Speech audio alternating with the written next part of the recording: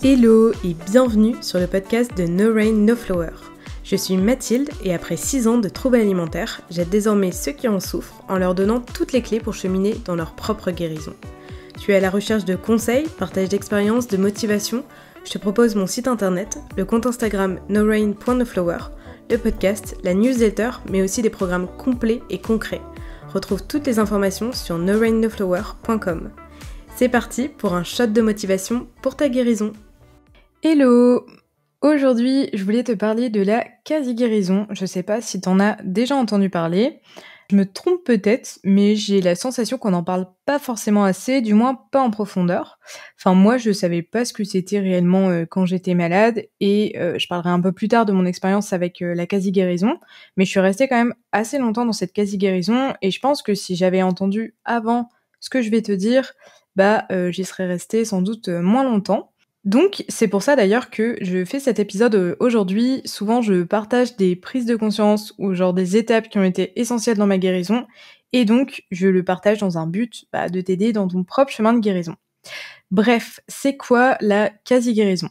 Certaines personnes considèrent que c'est une période qui arrive à mi-chemin de la guérison, sous-entendu après la quasi-guérison.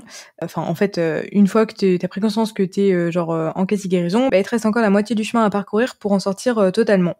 Je pense que ça dépend un peu de chaque personne, de chaque histoire. Je le dis souvent, chaque chemin de guérison est différent. Mais me concernant, j'estime quand même que tout le chemin que j'ai fait avant de prendre conscience que j'étais en quasi-guérison était tellement difficile et douloureux que pour moi, la quasi-guérison, c'est une étape qui arrive plutôt en fin de chemin. Et je parle pas vraiment en termes de temps, mais plutôt en termes d'effort de guérison. Mais encore une fois, c'est propre à mon expérience. Pour autant, ça reste quand même une étape difficile de la guérison dont on parle peu. Et finalement, il y a plein de personnes qui sont bloquées dedans sans même en avoir conscience. Et je vais expliquer plus en détail après ce que c'est concrètement pour que tu saches si toi justement t'es bloqué dedans. Mais avant ça, je voulais quand même préciser quelque chose. Pour moi, c'est inévitable de passer par une phase de quasi-guérison. Le problème, en réalité, c'est surtout d'y rester longtemps. Je m'explique. Souvent, quand on est à fond dans son chemin de guérison, on part d'un stade où on est épuisé émotionnellement, où on s'est peut-être coupé de sa vie sociale, où on se sent seul, où on a des comportements que l'on déteste. Et en fait, avec la guérison, tous ces symptômes, ils diminuent largement. Petit à petit, évidemment, pas du jour au lendemain, mais on arrive à un stade où on retrouve une vie sociale, on retrouve de la force, de l'énergie, on a moins de désagréments en fait, et on sent que ça y est, on retrouve de la flexibilité, de la vie, et quand on ressent ça, on a envie de faire une pause, genre de s'accorder un peu de répit, de profiter de ces petits plaisirs qu'on n'avait plus depuis des années. Et je dis on parce que j'ai vraiment vécu ça en fait, et je décris ce que je ressentais à ce moment-là. Et en fait, c'est normal, j'ai envie de dire, d'avoir envie de faire une pause, de profiter. Mais sauf qu'en fait, on se rend pas compte que parfois, on entre dans une prison dorée. On est comme libre dans une cage, parce qu'il reste des choses à travailler pour atteindre la vraie guérison, quoi, pour être libre. Donc, je vais répondre aux questions de pourquoi la quasi-guérison, elle te maintient dans un stade un peu bloqué, et pourquoi la quasi-guérison, elle peut être même dangereuse, en fait, si t'en as pas conscience, que t'es dedans. En quasi-guérison, souvent t'as déjà bien avancé du coup dans ton chemin de guérison, donc si t'avais perdu du poids, peut-être que t'as déjà retrouvé le poids perdu ou presque, peut-être que t'as largement diminué l'hyperactivité, peut-être que t'as beaucoup moins de peur alimentaire et que même tu remanges beaucoup plus de choses qu'avant, peut-être même que t'es plus facilement capable de nouer des liens avec tes proches, avec tes amis, avec ta famille, parce que les obstacles liés au repas sont beaucoup moins présents. Donc d'un point de vue extérieur, tu peux sembler aller vraiment mieux. Et d'ailleurs, tes proches te bombardent peut-être de commentaires bienveillants, te disant: «Oh mais t'as l'air vraiment mieux, tu sembles enfin guéri». Voilà, je suis sûre, que tu vois de quoi je parle. Donc le truc, c'est que c'est une période où tu peux, facilement tromper tout le monde, ou leur faire croire que tu vas réellement mieux, mais en vrai, c'est pas forcément conscient. Je dirais même qu'en fait, c'est une période où tu peux même toi-même être persuadé que t'es guéri. Et c'est pas que tu te voiles la face, inconsciemment, c'est que vraiment t'en es persuadé. Je le précise parce que moi, ça m'est arrivé. Je pensais être guérie, donc je disais ça, mais je ne l'étais pas. Mais comment ça se fait ? Ça se fait que parfois on se pense être guéri alors qu'en fait on ne l'est pas ? Toujours un peu à cause du même problème que j'ai parlé maintes et maintes fois. Le problème, c'est que même quand on est la personne concernée par la maladie mentale, on se soumet aux idées communes disant que les maladies mentales sont réelles si elles sont visibles. Pourtant, c'est bien des maladies mentales. Donc le danger de la quasi-guérison, c'est que les autres, et peut-être même toi, tu peux croire que t'es guéri si tu te bases du coup sur des symptômes en apparence visibles, mais pourtant, t'es toujours en lutte mentalement contre les mécanismes du trouble alimentaire. Donc tu te confrontes à un sentiment d'illégitimité où tu vas te renfermer dans cette quasi-guérison, tu vas l'accepter en fait sans chercher à en sortir. Pourtant, t'es toujours pas libre, tu vis toujours pas pleinement ta vie, parce que t'as toujours ces pensées parasites, cette culpabilité, même si c'est beaucoup moins présent qu'avant, c'est toujours là. C'est comme si en fait tu vivais, mais à moitié. T'étais genre dans une quasi-vie, si on se base sur la quasi-guérison. Et le problème, c'est que si les mécanismes du trouble alimentaire restent là, même de façon minime, il y a un gros risque de rechute. C'est-à-dire qu'il y a un risque qu'un jour, ces mécanismes reprennent de plus en plus de place, que la culpabilité soit de plus en plus présente, et qu'à nouveau, tes choix soient dictés par le trouble alimentaire. Parce que le problème, c'est qu'en quasi-guérison, comme les symptômes sont moins omniprésents, qui sont plus sournois, plus discrets, tu t'habitues presque à ça, en fait. T'as presque organisé ta vie autour de ça, et ta guérison totale, elle fait plus partie de tes priorités. Tu te dis que finalement, tu pourras vivre comme ça toute ta vie. Et une fois de plus, je le sais parce que j'ai fait pareil. Donc vraiment, je juge pas quand je dis ça. Je parlerai de mon expérience juste après. Mais c'est souvent quand on s'y attend pas, quand on tourne le dos, que ça refait surface. Souvent, c'est quand genre t'as un stress qui est plus prononcé qu'à un autre moment. Ça peut être genre une rupture, un décès, ça peut même être la naissance d'un enfant. Je veux dire, c'est pas forcément quelque chose de négatif, c'est juste une période qui te génère plus de stress. Ça peut être la perte d'un emploi ou au contraire un nouveau boulot. En fait, si les mécanismes du trouble alimentaire sont pas totalement éradiqués, tu prends le risque de retomber à un stade bien plus grave sans t'en rendre compte et même plus rapidement. Bon alors, mon but, c'est absolument pas de te faire peur. Genre vraiment pas du tout. C'est vraiment plus un but de te sensibiliser et je t'assure que c'est bienveillant parce que je pense que des personnes restent dans cette quasi-guérison sans s'en rendre compte et que c'est dommage du coup parce que elles se privent d'une vie qu'elles pourraient vivre pleinement et en plus de ça, elles prennent le risque de rechuter. Après, je dis pas que c'est automatique, mais c'est un risque.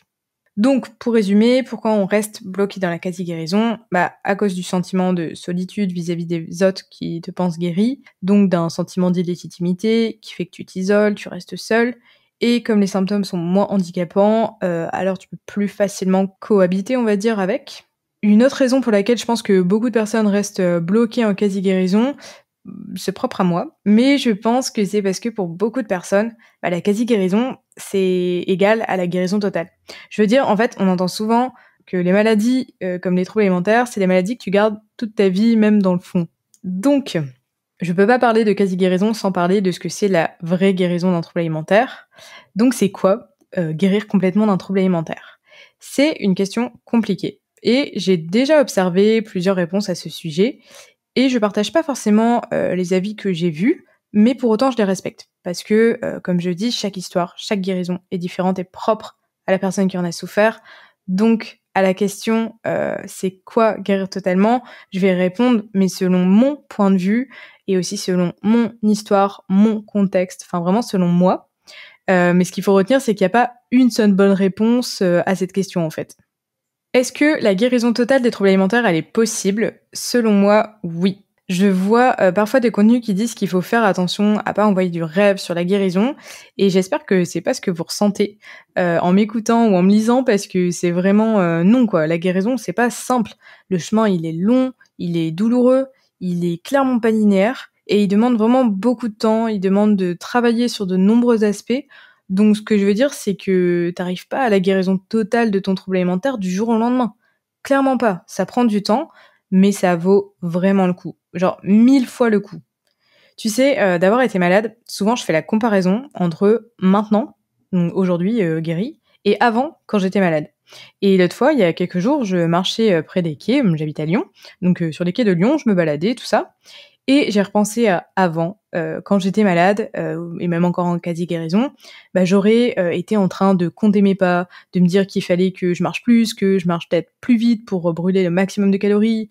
J'aurais sans doute pensé à ce repas que ma copine m'avait invité et qu'il fallait que je trouve une excuse pour pas y aller. J'aurais pensé à ma gamelle du lendemain, à ce que je devais mettre dedans, au nombre de calories des aliments qu'il y avait dedans. J'aurais pensé aussi à ce week-end où mes beaux-parents allaient venir et qu'il fallait que je fasse à manger sans qu'ils prennent conscience de à quel point ça me stressait et de comment j'allais compenser ce repas, etc. Enfin, tu vois, le genre de truc, quoi. Et là, à ce moment-là, quand je me baladais, j'étais trop bien. En fait, on est au printemps, là, au moment où j'enregistre cet épisode. Et bon, alors pas tous les jours, mais ce jour-là, il faisait trop beau. Le ciel était bleu, mais genre bleu, quoi. Il n'y avait pas un nuage. Et déjà, mon pas, il était calme, posé. Genre vraiment, je profitais d'observer la nature. Je regardais les chiens qui se baladaient aussi avec leur maître et qui profitaient de la balade. Et je regardais le ciel bleu, le paysage. Et juste, j'étais en train de kiffer, quoi, mais vraiment.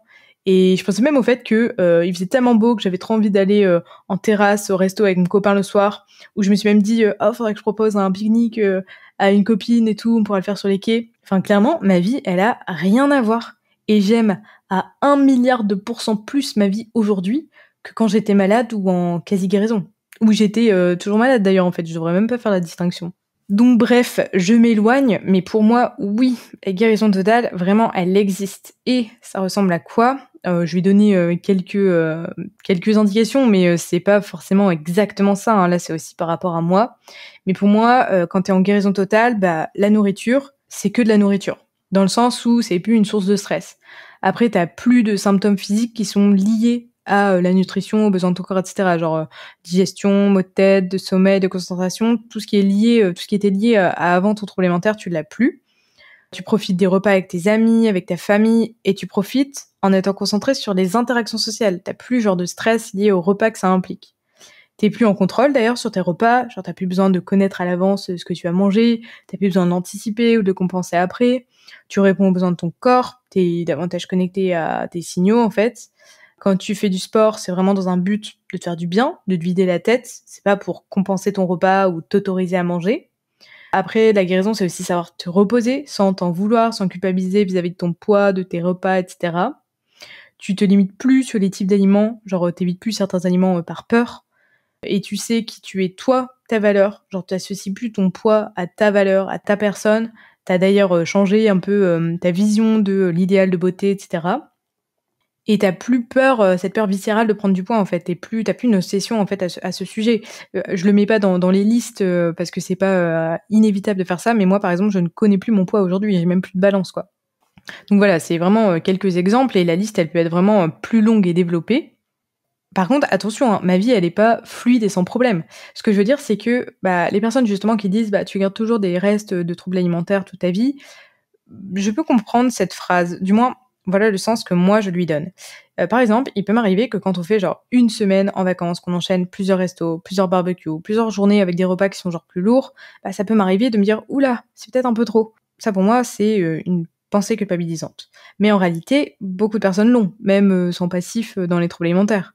Mais la différence, c'est que aujourd'hui, je donne plus de pouvoir à ces pensées. Déjà, elles sont de plus en plus rares, mais en plus de ça, j'agis plus en conséquence. C'est-à-dire que plus jamais je vais me restreindre ou compenser, parce que en fait, ça serait donner raison à ces pensées culpabilisantes.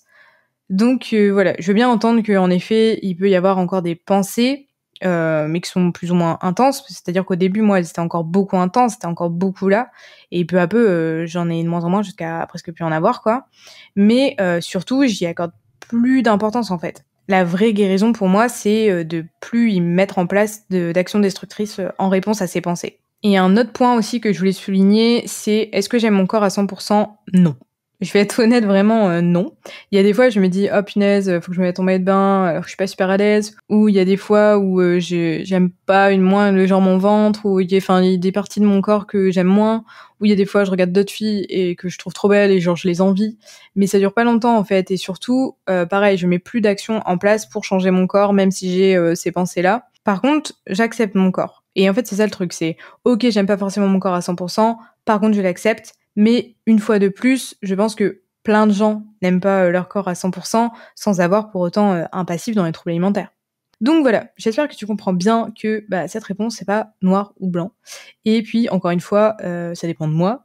Et aussi, réussir à arriver à cette guérison totale, ça m'a demandé énormément de travail sur de nombreux aspects. Ça m'a pris vraiment du temps, quoi. Ça s'est fait petit à petit. Et j'insiste sur ça pour pas vraiment que tu te mettes la pression, en fait. Donc, pour revenir à la quasi-guérison, comment savoir si t'es bloqué dedans? Donc, ça y est, on arrive au moment où je te parle de mon histoire avec la quasi-guérison. Je vais vraiment y aller en gros, parce que je vais pas répéter à chaque fois mon histoire. Mon histoire, j'en avais parlé dans mon premier épisode, mais j'aurais peut-être mettre à jour, je verrai. Bref, si tu veux mon histoire totale, c'est dans mon premier épisode, mais sinon, en gros, en 2015, je suis tombée dans l'anorexie. En 2018, j'ai commencé à vachement bien m'en sortir, jusqu'en 2019, où là, j'avais beaucoup moins de symptômes. Genre, physiquement, j'avais repris le poids perdu, je remangeais de tout. Entre-temps, d'ailleurs, en 2018, j'ai rencontré mon copain. J'avais des amis. Avec mon copain, on allait à des repas, des soirées, des restos, etc. Bref, en apparence, j'allais bien. Mais la réalité, c'est que de 2019 à 2020, j'avais toujours les mécanismes de l'anorexie. J'avais toujours les mêmes schémas de pensée. Je testais toujours de nouvelles méthodes pour essayer de perdre du poids. Dès que je faisais du sport, c'était dans l'objectif de changer mon corps. Quand j'étais invitée, la première chose à laquelle je pensais, c'était la nourriture qu'il y avait à cet événement avant de penser à l'événement social en lui-même. J'avais toujours en fait beaucoup de stress et de préoccupations sur la nourriture et mon corps. C'était comme si j'étais guérie, mais je savais qu'un jour ça repartirait. Aujourd'hui, je dis ça avec le recul, hein. À ce moment-là, je le sentais pas réellement concrètement comme ça, mais aujourd'hui, je vois la quasi-guérison un peu comme ça. Parce que pour moi, du coup, aujourd'hui avec le recul, je peux dire qu'à ce moment-là, j'étais en quasi-guérison en fait.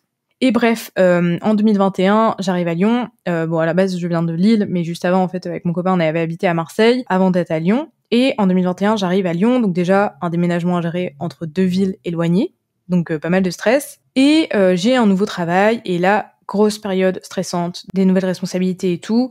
Et fiou, je m'en suis même pas rendu compte, mais bam, un jour, j'ai ouvert les yeux, et waouh, ça y est, j'étais retombée dans le contrôle. Je recalculais la moindre calorie, je remangeais vraiment très peu, je refusais toute sortie sociale, j'étais constamment tendue, irritée, on s'embrouillait avec mon copain parce que je refusais d'avoir qui que ce soit chez moi pour pas avoir un repas entre guillemets non contrôlé, je faisais de l'hyperactivité à fond, j'avais vraiment replongé quoi. Alors, c'était une rechute, mais elle était quand même minime, dans le sens où elle a été courte, genre 6 mois, et j'ai très vite eu conscience des choses quand même, et surtout je suis pas retombée dans le stade où j'étais avant, et puis j'ai eu le bon réflexe de tout de suite me faire accompagner. Et donc finalement, en fait, c'est cette rechute aussi qui m'a permis de me sortir totalement de mon trouble alimentaire, parce que c'est là que justement j'avais pris conscience qu'il y avait pas mal de choses qui me restaient, qu'il fallait travailler. Et c'est pour ça d'ailleurs que je dis que les rechutes sont pas forcément négatives, parce que les rechutes te permettent de travailler sur des choses dont tu n'avais pas encore travaillé, donc de t'amener encore plus loin dans ta guérison. Et donc voilà, finalement, je suis sortie assez rapidement de cette petite rechute, parce que justement, c'est ce que je disais en début d'épisode, tout ce que j'avais parcouru, travaillé en amont, c'était énorme. Donc j'avais déjà bien travaillé sur beaucoup de choses, donc ça m'a servi évidemment pour sortir aussi plus rapidement de cette rechute. Donc comment reconnaître si t'es bloqué en quasi-guérison ? Une fois de plus, comme chaque personne vit son trouble alimentaire à sa façon, il n'y a pas de liste précise, donc je vais te donner quelques signes pour t'éclairer, mais c'est vraiment non exhaustif. Donc le premier signe, donc c'est que tu respectes tes sensations de faim, mais avec des aliments que tu considères comme sains ou sûrs. Tu continues de calculer tes calories, de lire des étiquettes nutritionnelles, tu t'autorises des plaisirs, mais une fois par semaine, ou une fois de temps en temps, ou que les jours où t'as fait du sport. Tu manges plus qu'avant, mais toujours moins que ce que ton corps te réclame. Tu vois toujours l'alimentation de façon dualiste, genre avec des aliments bons ou mauvais, qui font prendre du poids ou qui font perdre du poids. T'as toujours du stress, des préoccupations quand t'es invité quelque part. Tu fais du sport pour mériter de manger ou compenser tes repas. Tu continues d'avoir des routines étranges ou des règles strictes. Peut-être c'est vis-à-vis des heures de repas. Moi, je sais que pendant longtemps, dans cette quasi-guérison, je m'affamais dans la journée pour faire un gros repas le soir. Et en fait, mon excuse, c'était non, en fait, au final, je mange dans les bonnes quantités, regarde. Mais en fait, en me restreignant toute la journée, donc il y avait absolument rien de sain à ça. Ensuite, tu continues à avoir très peur de prendre du poids, à surveiller constamment ton poids. Et tu fais peut-être plus de sport à proprement parler, comme du cardio, mais tu continues peut-être l'hyperactivité via du ménage ou des longs trajets que tu t'imposes à faire à la marche. Donc voilà, ça c'est ma petite liste non exhaustive vraiment. Il faut pas d'ailleurs avoir tous les éléments de cette liste pour être en quasi-guérison. Pour moi, franchement, rien que si t'as un élément de cette liste, c'est que t'as pas encore atteint une relation saine à ton corps, à la nourriture, et que t'es pas dans une guérison totale, quoi. Mais c'est normal, hein, vraiment, t'en veux pas. Rappelle-toi que vraiment ça prend du temps, donc c'est normal, hein, vraiment. Moi, je suis pas arrivée à enlever tout ça du jour au lendemain. Vraiment, ça m'a pris du temps, hein, donc sois bienveillant, bienveillante avec toi-même. Donc, comment se sortir de la quasi-guérison si tu prends conscience que justement t'es dedans? Parce que oui, hein, tu peux te sortir de cette phase, peu importe le temps depuis lequel tu es dedans d'ailleurs. C'est possible d'atteindre une guérison totale, même si en effet ça va prendre du temps, ça va se faire petit à petit. Mais déjà, la première chose, pour justement avoir cette prise de conscience, c'est de réussir à être honnête avec toi-même. Parce que pour travailler sur quelque chose, il faut avoir la prise de conscience en amont. Tu peux pas travailler sur quelque chose dont t'as pas conscience. Donc vraiment, la première étape, c'est d'être honnête avec toi-même sur le fait que oui, il y a encore des choses sur lesquelles travailler. C'est pas simple, hein, je sais que c'est pas simple vraiment, parce que comme je disais, en fait, t'arrives dans cette période où tu vas mieux et t'as envie de juste dire stop, quoi, c'est fini, mais non, en fait, c'est dur de réaliser que non, il y a encore des étapes. Mais le truc, c'est que si t'as encore des règles strictes, des restrictions, des routines en place qui sont à l'origine d'une anxiété sur ton poids, sur ton alimentation, ton corps, c'est que le travail, il est pas terminé, en fait, et vraiment un mieux t'attend, vraiment. Une autre chose importante pour moi, c'est que tes proches soient au courant que le chemin n'est pas terminé. Et j'espère pour toi vraiment qu'ils s'éduquent eux-mêmes sur les troubles alimentaires et qu'ils savent que la guérison, elle se mesure pas à un poids rétabli, elle se mesure pas à des symptômes physiques qui ne sont plus là. Mais c'est important de toi-même aussi de communiquer pour leur exprimer que oui, t'as encore besoin de soutien et d'aide et que t'es toujours en lutte contre des mécanismes de ton trouble alimentaire. Donc t'as besoin en fait de te sentir moins seul et de te sentir épaulé, de savoir qu'ils sont toujours là et qu'ils comprennent en fait. Et d'ailleurs, en parlant de solitude, une autre chose ultra importante, évidemment, ça je pense que je le dis tellement, c'est de t'entourer, hein. En fait, je l'ai même dit, en fait, en parlant de ma propre histoire vis-à-vis de la quasi-guérison, mon avantage vraiment ça a été le fait que j'ai eu la bonne idée de m'entourer, de revoir un professionnel rapidement. Donc vraiment, si tu te sens pas légitime, tu l'es. Et d'ailleurs, je voulais te dire que moi, j'ai été voir un professionnel, mais il était pas spécialisé en TCA et j'ai pas été le voir pour ça. Je lui en ai parlé, mais j'avoue que c'était pas vraiment pour ça à la base et on a travaillé vachement sur les causes psychologiques, sur plein d'autres choses qui étaient vachement liées au fait du pourquoi j'étais pas non plus sortie de ça en fait, hein. Donc ce que je veux dire, c'est que parfois on se sent pas légitime, encore moins légitime à aller voir absolument un professionnel spécialisé dans les TCA. Franchement, je le conseille quand même que ça soit spécialisé en TCA, mais c'est pas obligé dans ce stade-là, je dirais, dans le stade de quasi-guérison. Mais n'empêche que va chercher de l'aide, vraiment, reste pas seul, va auprès de professionnels pour t'aider à vraiment en sortir totalement. Et une autre chose super importante, je pense que je dis que c'est super important à chaque point, mais vraiment c'est important sinon je le dirais pas. Mais vraiment là, ça m'a par-dessus tout aidé, c'était de me rattacher à mes raisons de guérir. Et ça, franchement, n'importe quand en fait, ça doit t'aider. C'est-à-dire dans ta guérison, dans n'importe quel moment de ta guérison, ça doit t'aider. C'est vraiment important de faire ces raisons de guérir. C'est pour ça d'ailleurs que je le propose dans mon kit de guérison qui est offert, que tu peux télécharger via mon site dans les ressources. Mais vraiment lister ces raisons de guérir plus se les remémorer souvent, parce que vraiment c'est important de les relire régulièrement, c'est vraiment indispensable, ça fait partie du truc, c'est pas juste les faire et les mettre dans un coin, c'est les relire souvent ou les afficher sur ton mur ou quoi pour les avoir souvent là à proximité. C'est vraiment important, ça t'aide en fait à viser la guérison totale. Par exemple, moi dans mes raisons de guérir, j'avais le fait de pouvoir profiter pleinement de mes amis, de ma famille. Et est-ce que je pouvais le faire dans cette quasi-guérison ? Non. Dans mes raisons de guérir, j'avais aussi le fait de vivre de façon fluide avec mon copain.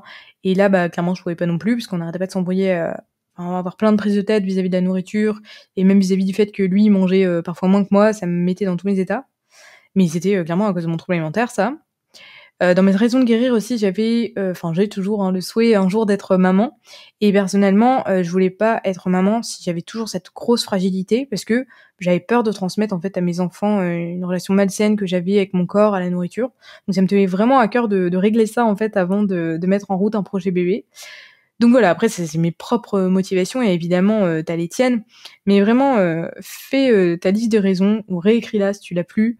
Ou même refais cet exercice en fait, parce que c'est normal que tes raisons de guérir évoluent au fil du temps, hein. Moi, en 2016, je pense que j'ai fait ces raisons de guérir, ou 2017 du moins, j'avais pas encore mon copain, donc il faisait même pas encore partie de mes raisons de guérir. Et après, il en a fait partie quand j'étais en quasi-guérison. Et aussi, autre chose, je t'ai dit que pour sortir de cette quasi-guérison, j'ai travaillé sur des aspects sur lesquels j'avais pas assez ou pas du tout travaillé. Entre autres, il y avait le côté psychologique, bon ça j'avais déjà énormément travaillé, mais là, par rapport à la quasi-guérison, justement, quand j'ai été revoir quelqu'un, j'ai vachement plus travaillé sur ma peur de grandir, ma peur d'être adulte, sur ma relation à mes parents aussi. Alors après, j'ai travaillé avec le thérapeute, mais aussi beaucoup avec moi-même, des grosses réflexions, des lectures, etc. J'ai aussi travaillé beaucoup plus concrètement sur l'acceptation du corps, sur la construction de mon identité au-delà de mon apparence. Ça, pareil, c'est un truc que j'avais déjà commencé à travailler depuis 2017, franchement. Mais c'est vrai que là, je l'ai vachement plus travaillé, beaucoup plus concrètement. Et j'ai aussi travaillé sur la remise en question de l'idéal de beauté de la société, en me créant vraiment un esprit critique vis-à-vis de la culture du régime. Et un autre truc aussi que j'avais clairement pas assez travaillé et assez pris conscience, c'est sur la restructuration cérébrale. Et même, franchement, on m'avait jamais parlé de ça. Et j'avais même jamais utilisé ce terme avant de sortir de ma rechute, quoi. Donc, la restructuration cérébrale, c'est en fait le fait de recabler, entre guillemets, ton cerveau sur des schémas de pensée sains et non pas ceux du trouble alimentaire. Et franchement, sans restructuration, tu gardes toujours les mêmes schémas de pensée, en fait. Donc voilà, beaucoup de choses, très vastes, très variées, mais qui m'ont été indispensables pour me sortir totalement de mes troubles alimentaires. Et d'ailleurs, pour t'épauler, pour te guider dans ton chemin de guérison, mais tous ces aspects-là, et bien d'autres franchement, je les propose dans le programme Butterfly Body. Donc c'est un programme pour t'aider à surmonter ta peur de prendre du poids, en approfondissant vraiment sur tous les aspects de ton trouble alimentaire, donc psychologique, nutritionnel, anti-compensation, acceptation du corps, création de ta propre identité, etc. Donc vraiment très complet et très concret, avec un e-book qui a plus de 55 exercices et méthodes à mettre en place. Donc vraiment, le programme il t'accompagne sur au moins 3 mois. Et justement là, je sais pas quand est-ce que tu écoutes cet épisode, mais si tu l'écoutes dans les premiers jours où je l'ai publié, jusqu'au dimanche 14 mai, il est en offre de lancement. Donc si tu veux en profiter, t'as toutes les infos dans la barre d'infos de cet épisode, ou sinon sur mon site dans l'onglet programme. Et puis si tu écoutes cet épisode bien plus tard, sache qu'il est toujours dispo dans l'onglet programme de mon site internet sur norainnoflower.com. Donc voilà. Ce que je peux dire en petit mot de fin, c'est de vraiment continuer de te battre jusqu'au bout. Parce que je te jure que ça vaut le coup. Mais vraiment, t'as le droit de vivre pleinement et pas à moitié. Parce que rester dans les mécanismes de ton trouble alimentaire, même s'ils sont plus discrets, ça reste coupé de toi, tu vois, du vrai toi, de ta vraie vie. T'as le droit de vivre, pas seulement d'exister. N'oublie pas quand même de rester bienveillant avec toi-même, parce que ça prend du temps avant d'arriver à une guérison totale. Te mets pas de pression, vraiment t'as le temps. Donc voilà, accorde-toi vraiment patience et bienveillance. Personne ne mérite franchement de s'installer durablement dans une période de quasi-guérison. J'ai dit que c'était un peu inévitable, mais tu peux en faire une période temporaire en fait, si t'en as conscience. Et du coup, ça me tenait vraiment à cœur de parler de ce sujet et de mon point de vue d'ailleurs sur la guérison des troubles alimentaires. Et j'aimerais trop d'ailleurs avoir vos retours à ce sujet sur ça, la quasi-guérison, et sur ma façon de voir la guérison des troubles alimentaires. Je sais que le podcast, c'est pas super simple pour avoir des interactions directes avec mes auditeurs, mais du coup, hésite pas vraiment à me faire ton retour par message, même si c'est un petit message, sur Instagram directement. Mon pseudo, c'est norain.noflower si tu me suis pas. Mais vraiment, ça me fait trop plaisir d'avoir des retours sur le podcast, que j'y mets beaucoup d'implication, beaucoup d'énergie. Donc franchement, voilà, j'aime beaucoup avoir vos retours. Et sinon, je t'invite aussi à mettre une note d'ailleurs sur ta plateforme d'écoute si c'est pas fait, via les petites étoiles. Ça me permet de savoir si le podcast te plaît. Et du coup, en plus, ça m'encourage vraiment à en faire d'autres. Voilà, on arrive à la fin de cet épisode, dans les dernières secondes. J'espère que ça t'a plu. Et je te dis à bientôt pour un nouvel épisode. J'ai une petite idée du sujet, mais je suis pas encore sûre, donc je le dis pas, je l'annonce pas. Mais ça va vous plaire. Voilà, à très vite. Et puis, prends soin de toi. Ciao, ciao!